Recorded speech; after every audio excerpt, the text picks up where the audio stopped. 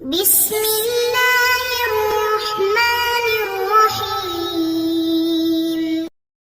السلام علیکم ورحمۃ اللہ وبرکاتہ۔ عزیز طلبہ کرام، مختصر القدوری کا آج ہمارا سبق نمبر 28 ہے اور آج باب صفت الصلاۃ مکمل ہو رہا ہے، اور آخر میں وطر اور قرات کے کچھ متفرق مسائل جو باب کے آخر میں آپ ان کو متفرقات کہہ سکتے ہیں، وہ آج ہم ڈسکس کرتے ہیں۔ وطر کی تفصیلی احکامات ہوں گے اور کچھ قرات جو امام کے پیچھے مقتدی سورہ فاتحہ پڑھے گا یا نہیں پڑھے گا، اس سے متعلق کچھ احکامات ہوں گے، اور مقتدی کے لیے نیت کرنے کا طریقہ کیا ہوگا، اور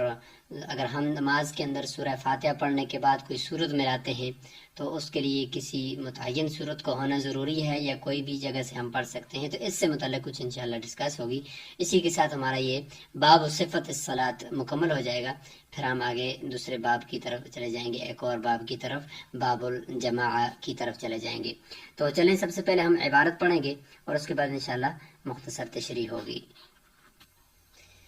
عبارت آج ہمارے یہاں سے ہے: والوتر ثلاث رکعات لا يفصل بينهن بسلام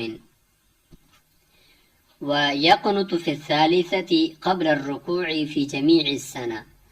ويقرأ في كل ركعة من الوتر فاتحة الكتاب وسورة معها، فإذا أراد أن يقنت كبر ورفع يديه ثم قنت ولا يقنت في صلاة غيرها، وليس في شيء من الصلاة قراءة سورة بعينها لا يجوز غيرها، ويكره أن يتخذ قراءة سورة بعينها للصلاة لا يقرأ فيها غيرها، وأدنى ما يجزئ من القراءة في الصلاة ما يتناوله اسم القرآن عند أبي حنيفة رحمه الله، وقال أبو يوسف ومحمد رحمهما الله لا يجوز أقل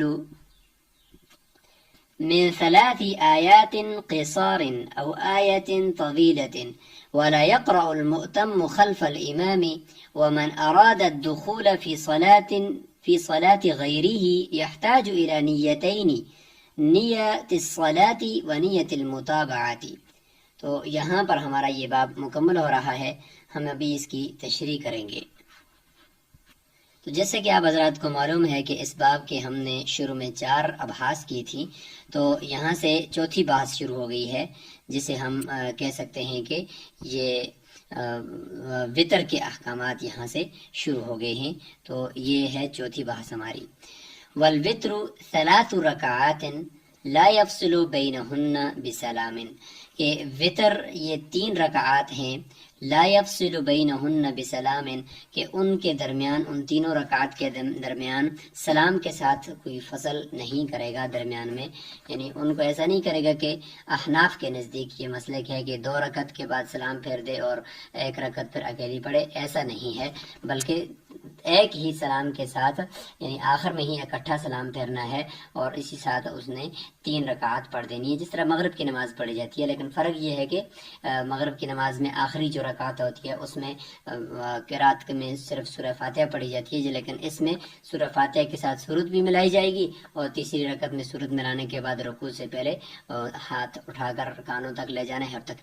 تکبیر کہہ کر دعائے قنوت بھی پڑھنا ہے۔ تو یہ ہے وطر، یہ احناف کے نزدیک۔ البتہ امام شافعی رحمہ اللہ کے نزدیک وہ ایسا ہے کہ 2 سلاموں کے ساتھ ہے، کہ 2 رکعت پڑھنے کے بعد سلام پھیرے گا، پھر اکیلے 1 رکعت پڑھے گا، اور اس کو بس اس میں الگ سے پھر آخر میں 1 رکعت پڑھ کر سلام پھیر دے گا۔ تو یہ امام شافعی رحمہ اللہ کے نزدیک ہے۔ وَيَقْنُتُ فِي الثَّالِثَةِ قَبْلَ الرُّكُوعِ، اسی سے متعلق اشارہ کر دیا کہ تیسری رکعت میں رکوع سے پہلے قنوت پڑھے گا، یعنی دعائے قنوت جو مشہور ہے، اللہم انا نستعینک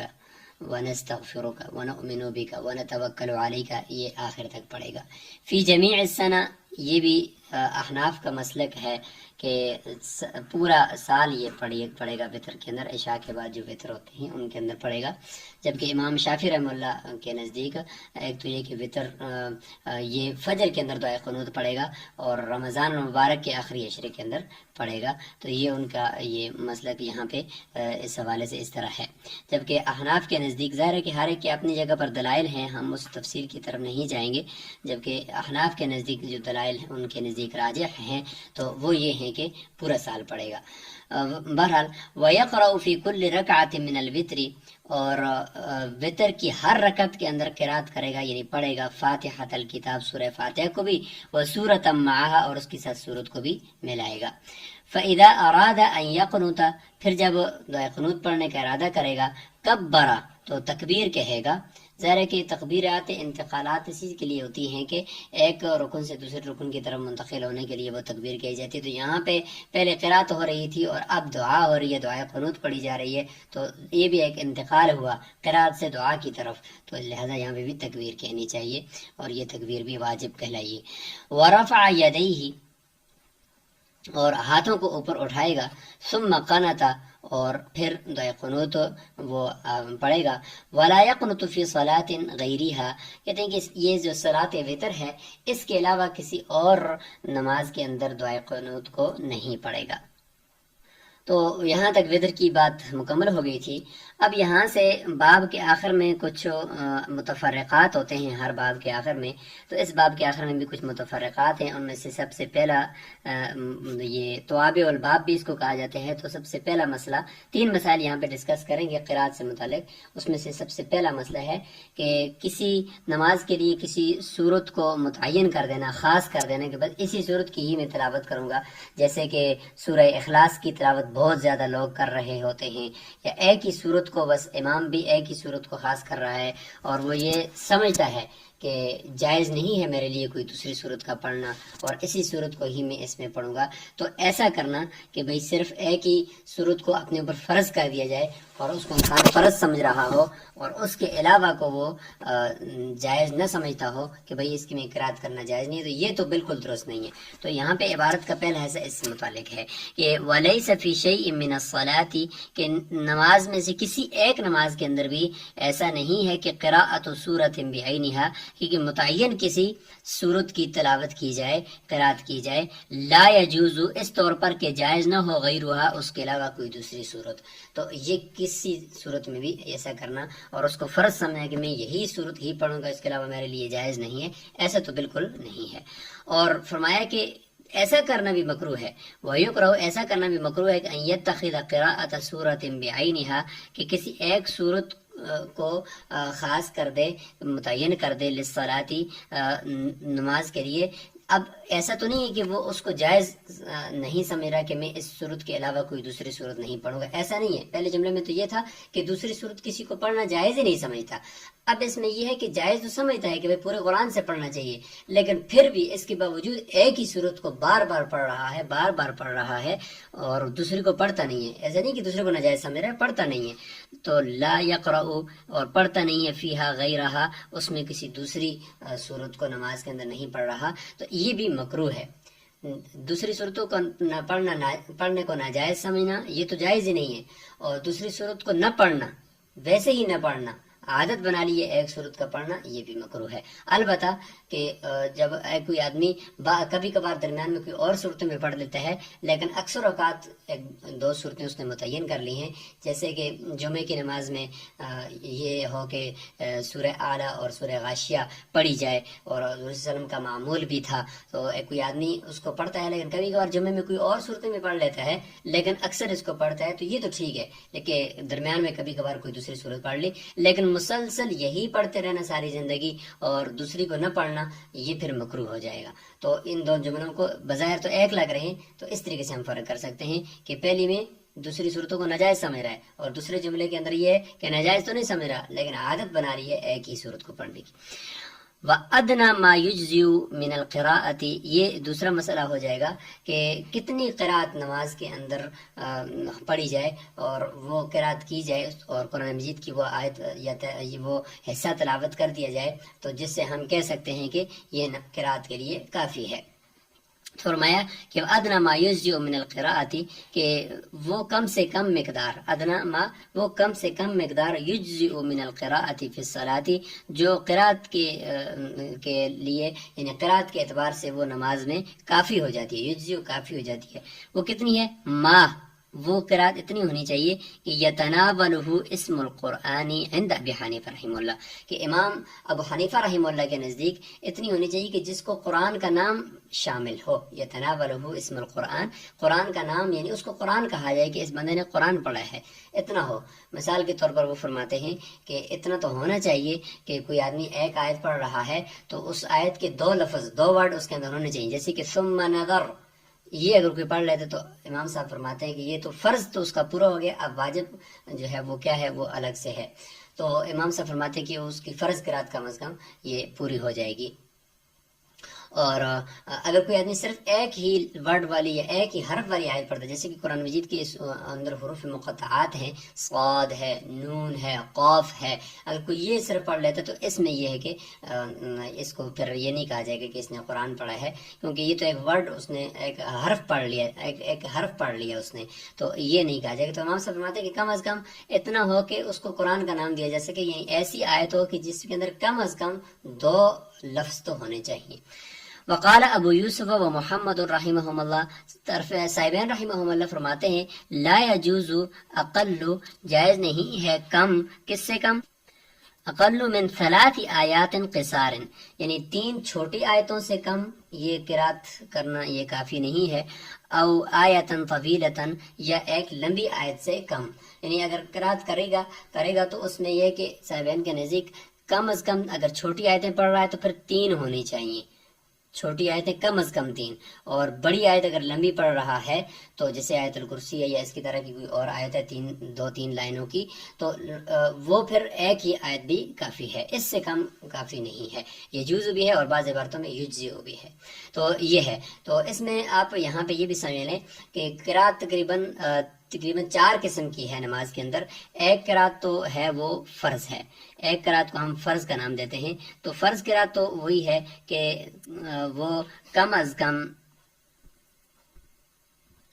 صاحبین کے نزدیک 3 آیات، اور چھوٹی آیات اور بڑی ایک آیت، اور اسی طریقے سے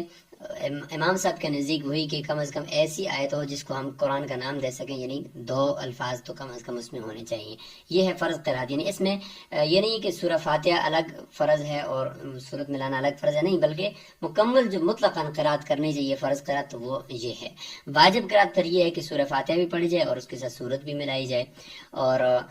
مسنون قرات بھی ہوتی ہے، یہ ہوگی، ایک ہوگی فرض ہم یہاں پہ لکھ دیتے ہیں، اور دوسری ہو جائے گی ہمارے ہو جائے گی واجب قرات کہ سورہ فاتحہ اور اس کے ساتھ سورت ملائی جائے، یا 3 چھوٹی آیتیں اور یا ایک بڑی آیت، اور تیسری قرات ہوتی ہے مسنون کا مطلب یہ ہے کہ سورہ حجرات سے لے کر سورہ بروج تک جو ہم ان کو کہہ سکتے ہیں کہ یہ طوال مفصل ہیں، تو ان کو پڑھا جائے فجر کی نماز میں، ان کی تلاوت کی جائے، ان میں سے تلاوت کی جائے، اور ظہر کی نماز میں جو ہے وہ جو اوساط مفصل ہے، خاص طور پہ فجر اور ظہر دونوں میں طوال مفصل کر لے، سورہ حجرات سے سورہ بروج تک، اور آگے ہے عصر اور عشاء میں اوساط مفصل ہے، یعنی سورہ بروج سے لے کر سورہ بینہ لم یکن الذین والی صورت تک ہے، اور سورہ زلزال سے لے کر آخر تک جو چھوٹی صورت ہیں وہ قصار مفصل کہا جاتا ہے، ان کو وہ مغرب کی نماز کے اندر تلاوت کرے، تو یہ ہے مسنون قرات۔ اور چوتھی قسم ہے مستحب قرات یہ ہے کہ کم از کم جمعے والے دن بھی ہو، یا یہ کہ باقی دنوں کے اندر کم از کم فجر کی نماز میں پہلی رکعت کے اندر 30 سے 40 آیات اور دوسری رکعت کے اندر 20 سے 30 آیات پڑھی جائیں، اور یہ کہ پورا سال یہ اگر کیا جائے تو یہ مسنون قرات کہلاتی ہے، بشرطے کہ کوئی نمازیوں کو کوئی دقت نہ ہو، کوئی تکلیف نہ ہو۔ جمعے والے دن اہتمام کر لے اور یہ بھی مستحب ہے، لیکن یہ کہ پورا اگر سال اس کو اہتمام کر لے تو یہ مستحب قرات کہلاتی ہے۔ تو یہ 4 قراتیں بھی آپ ساتھ اس طریقے سے ان کو سمجھ سکتے ہیں۔ تیسرا مسئلہ یہاں پہ جو مسائل متفرقہ ہیں وہ ان میں سے یہ ہے کہ امام کے پیچھے مقتدی جو ہے وہ آیا سورہ فاتحہ پڑھے گا چاہے ظہر کی نماز ہو، عصر کی ہو یا دوسری جہری نمازیں ہوں. تو فرمایا ولا یقرأ المؤتم، مقتدی قرات نہیں کرے گا خلف الامامی، امام کے پیچھے. یہ ہے احناف کا قول ہے. البتہ امام شافعی رحمہ اللہ کا قول یہ ہے کہ امام کے پیچھے سورہ فاتحہ بھی پڑھے گا مقتدی، چاہے ظہر کی نماز ہو یا عصر کی ہو یا عشاء کی ہو. تو یہ ان کا آپس میں اس حوالے سے راجح قول احناف کا یہ ہے کہ نہیں کرے گا. ان کے نزدیک وَإِذَا قُرِئَ الْقُرْآنُ فَاسْتَمِعُوا لَهُ وَأَنصِتُوا، یہ آیت ہے کہ جب قرآن مجید کی تلاوت کی جا رہی ہو تو خاموشی سے سنا جائے، یا اگر تلاوت کی جا رہی اور آپ کو آواز نہیں آ رہی، جیسے کہ ظہر کی نماز میں امام تلاوت کر رہے تو پھر اس وقت خاموش ہی رہنا چاہیے. تو یہ ہے. اور دوسری طرف امام شافعی رحمہ اللہ کے نزدیک بھی دلائل ہیں کہ وہ فرماتے ہیں کہ ایک روایت میں ہے کہ لا صلاۃ لمن لم یقرأ بفاتحۃ الکتاب، کہ جس نے سورہ فاتحہ نہیں پڑھی تو اس کی نماز ہی نہیں ہوتی. اور احناف کہتے ہیں کہ بھئی یہ نماز نہیں ہوتی، یہ اکیلے آدمی کے لیے ہے، جبکہ مقتدی کے لیے جو ہے وہ یہ آیات ہیں. تو بہرحال ان کا آپس میں اس حوالے سے ایک بات کو راجح قرار دیتے ہیں اور دوسری بات کو راجح قرار دیتے ہیں. ومن اراد والدخول، اور یہ آخری مسئلہ ہے کہ کوئی آدمی اگر دخول یعنی کسی دوسرا ایک آدمی نماز پڑھ رہا ہے، وہ اس کے پیچھے جا کر کھڑا ہو کر نماز پڑھنا چاہتا ہے، یعنی ایک امام بن رہا ہے دوسرا مقتدی بن رہا ہے، آسان سی بات ہے. ومن اراد الدخول فی صلاۃ غیرہ، دوسری کی نماز میں داخل ہونا چاہتا ہے، یعنی ایک آدمی نماز پڑھ رہا ہے اور پڑھنا چاہتا ہے تو دوسرا اس کے ساتھ پیچھے جا کر کھڑا ہونا چاہتا ہے. تو ایسا نہیں ہے کہ وہ بس آگے کھڑا ہے تو یہ پیچھے جا کر کھڑا ہونے سے ہی وہ اس کا امام بن جائے گا اور یہ اس کا مقتدی بن جائے گا، بلکہ یہ ہے کہ یحتاج الی نیتین، کہ یہ آدمی دو نیتوں کا محتاج ہوگا جو پیچھے کھڑا ہے. ایک تو نیت الصلاۃ، ایک تو یہ اپنی نیت نماز کی نیت کرے گا کہ میں نماز کے لیے کھڑا ہو رہا ہوں اور کون سی نماز ہے اس کو متعین کرے گا. وہ دوسری اور نیت المتابعتی، اور دوسری جو ہوگی وہ نیت متابعت ہوگی، یعنی اس امام کی اتباع کی نیت کہ میں اس امام کے پیچھے پڑھ رہا ہوں. تو مقتدی کے لیے دو نیتیں کرنی پڑتی ہیں، دل میں ان کا ارادہ کرنا پڑتا ہے کہ اس امام کے پیچھے میں یہ والی نماز پڑھ رہا ہوں. جبکہ امام کے لیے ضروری نہیں ہے کہ وہ مقتدی جو مرد حضرات ہیں ان کی نیت کرے، البتہ اگر عورتیں ہیں تو عورتوں کی نیت وہ امام بھی کرے گا. تو یہاں پر یہ باب صفت صلاۃ مکمل ہو گیا ہے اور اس کے آخر میں متفرق مسائل بھی مکمل ہو گئے ہیں. پورا نماز کا طریقہ آپ کے سامنے آ گیا ہے. امید ہے کہ آپ اسی طریقے سے نماز پڑھ رہے ہوں گے. اگر نہیں شروع کی تو آپ نے بالکل اسی طریقے سے نماز کا جو مسنون طریقہ آپ کو بتا دیا ہے اسی کے مطابق آپ نے نماز پڑھنی ہے اور اس کا پریکٹیکل آپ نے کر کے دیکھنا ہے. اللہ تعالیٰ سے دعا ہے کہ اللہ تعالیٰ ہمیں سنت کے مطابق نماز صحیح طریقے کے ساتھ ادا کرنے کی توفیق عطا فرمائے. السلام علیکم ورحمۃ اللہ وبرکاتہ.